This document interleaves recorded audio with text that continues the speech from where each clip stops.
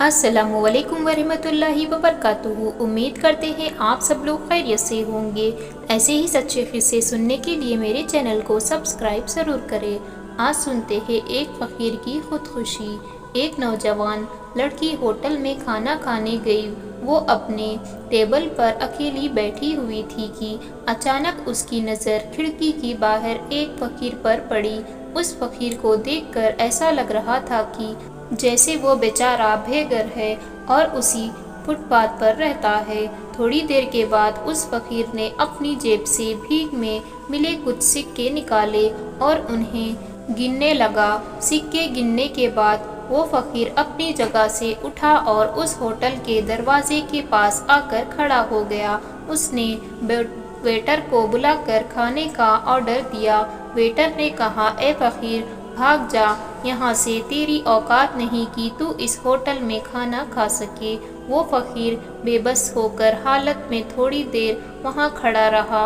वो लड़की दूर से ये सारा माजरा देख रही थी, इसलिए वो लड़की अपनी जगह से उठी और फ़कीर के पास आकर खड़ी हो गई। उस लड़की ने वेटर को मना किया कि किसी गरीब के साथ ऐसा बुरा सलूक नहीं करना चाहिए। हर गरीब अमीर को इज्जत दो, सब इंसान हैं। वो लड़की उस फ़कीर को अपनी टेबल पर ले आई। लड़की ने फ़कीर के लिए खाना और कॉफ़ी मंगवाई और फिर उससे उसके हालत के बारे में पूछने लगी। फ़कीर ने उसे बताया कि बचपन में मेरे बाप मुझे बहुत मारते थे, उसी डर से मैं घर से भाग निकला। कुछ सालों के बाद ही मेरी माँ का इंतकाल हो गया और फिर दोबारा मैं कभी अपने घर वापस नहीं गया।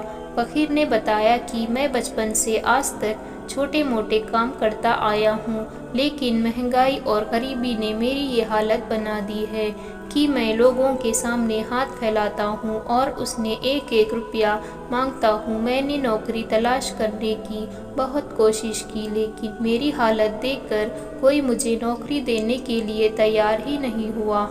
इसी तरह की बातें करते करते 1 घंटा बीत गया। खाना खाने के बाद फ़कीर ने उस लड़की का शुक्र अदा किया और फिर फ़कीर ने अपनी जेब से एक कागज़ निकालकर उस पर कुछ लिखा और फिर लड़की के हाथ में वो कागज़ रखते हुए होटल से निकल गया। फ़कीर के जाने के बाद लड़की ने जब वो कागज़ खोलकर देखा तो उसमें लिखा था कि सारी ज़िंदगी लोगों की ठोकरें खाकर और हालत से मजबूर होकर आज मैं खुदकुशी करने जा रहा हूँ, लेकिन ए लड़की, तेरी हमदर्दी और मेहरबानी ने इंसानियत पर मेरा यकीन फिर से बना कर दिया है।